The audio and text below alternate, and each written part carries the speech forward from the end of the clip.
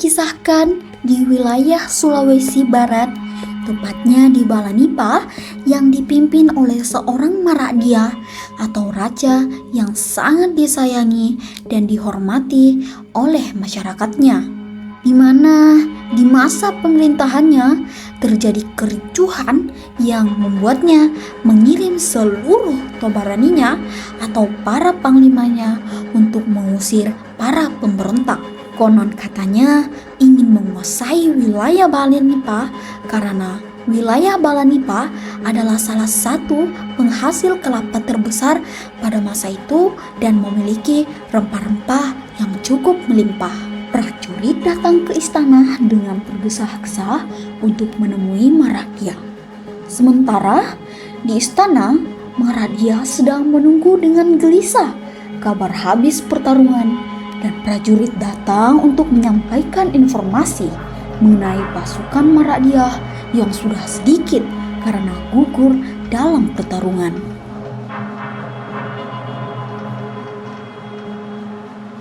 Bersamamu, Mana. Terima kasih. Sungguh nikmat pisang santan ini. Bersama dengan kopi, ini yang membuat saya selalu ingin cepat pulang dari berkebun. Jangan terlalu memujiku seperti itu, Bu Ana. Ini hanya sebuah pisang santan dan kopi seperti biasa. Bukan karena pisang santannya dan kopinya, Mana, tapi karena cinta yang kau salurkan ke makanan ini yang membuatnya tambah nikmat. Ibarat kata, meskipun kopi ini tanpa gula akan tetap manis apabila tanganmu sendiri yang membuatnya.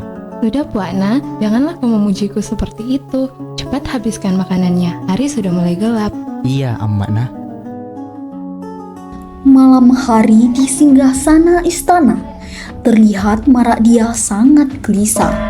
Tiba-tiba Joa datang menghampiri Maradia. Tabe Daeng, dari luar saya lihat Daeng sangat gelisah. Apa yang membuat Daeng segelisah seperti ini? Kamu sudah tahu kan jika pasukan kita sisa sedikit? Iya Daeng, saya sudah tahu. Jika seperti ini terus, pasukan kita selalu kalah dan saya akan turun tangan sendiri. Saya tidak akan pernah membiarkan orang brengsek ini mengambil alih tanah kelahiran saya. Apalagi saya sangat dipercaya masyarakat untuk memimpin wilayah Balanipa ini. Anda betul Daeng, tapi saya minta maaf yang sebesar-besarnya. Bisakah Anda jangan turun tangan terlebih dahulu? Karena kita masih punya satu orang yang pemberani. Siapa yang kau maksud? Dia yang bernama Ikara Kelete. Kalau Daeng mengiyakan saran hamba, besok pagi sebelum matahari terbit, hamba akan berangkat ke kediamannya dan menyampaikan titah Daengku. Iya kalau begitu, saya percayakan semuanya padamu. Joa meninggalkan Maradia dan Maradia kembali duduk menenangkan dirinya.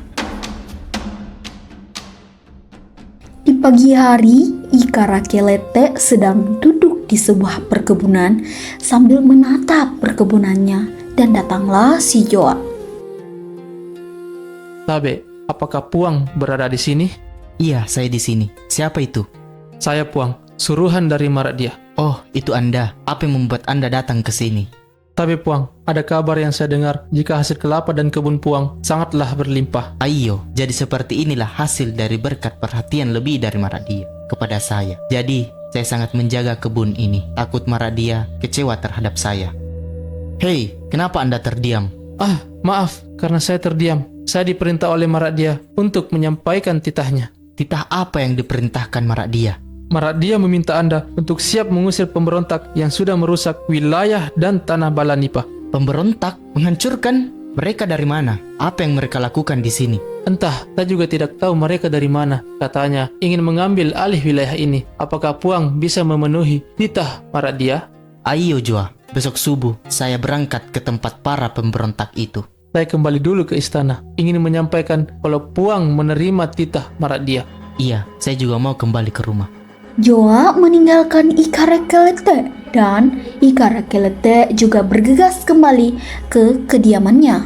Sesampainya di rumah, Ikara Kelete disambut baik oleh istrinya dengan menyediakan makan malam.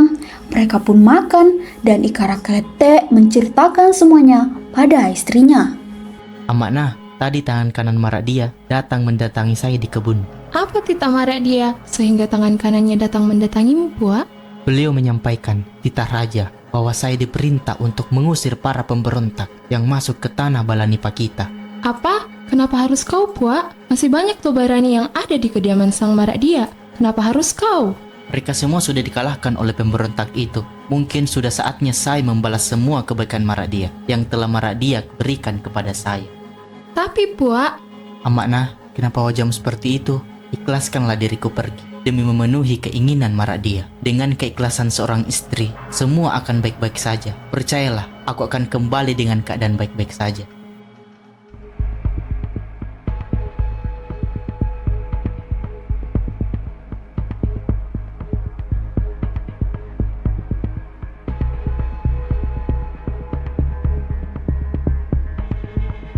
Aku akan kembali dengan selamat. Percayalah, Amakna.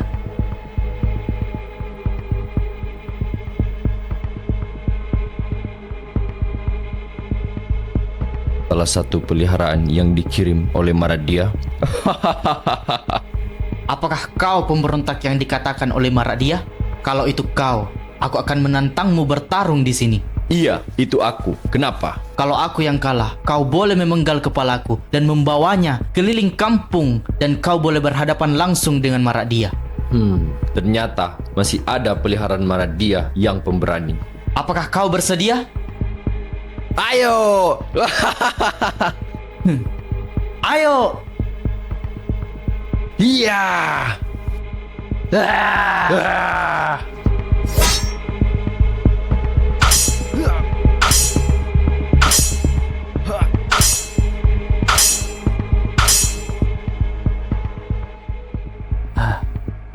Sudah berapa hari kita bertarung, akhirnya kau kalah juga. Sudah saatnya saya melaporkan semua ini ke Maradia.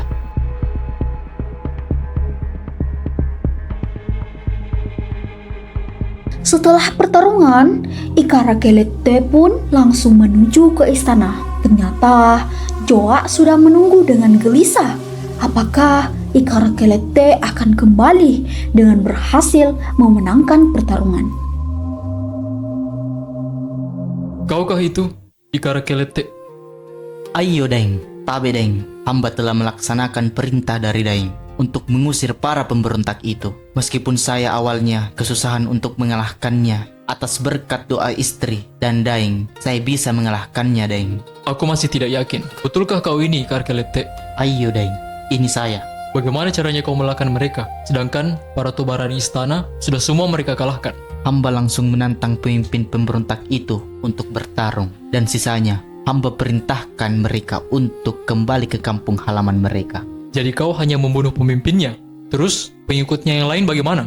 Ayo Daeng, hamba langsung bertarung dengan pemimpin pemberontak itu. Dan ketika para pengikutnya melihat pemimpinnya kalah, mereka langsung berlari berhamburan.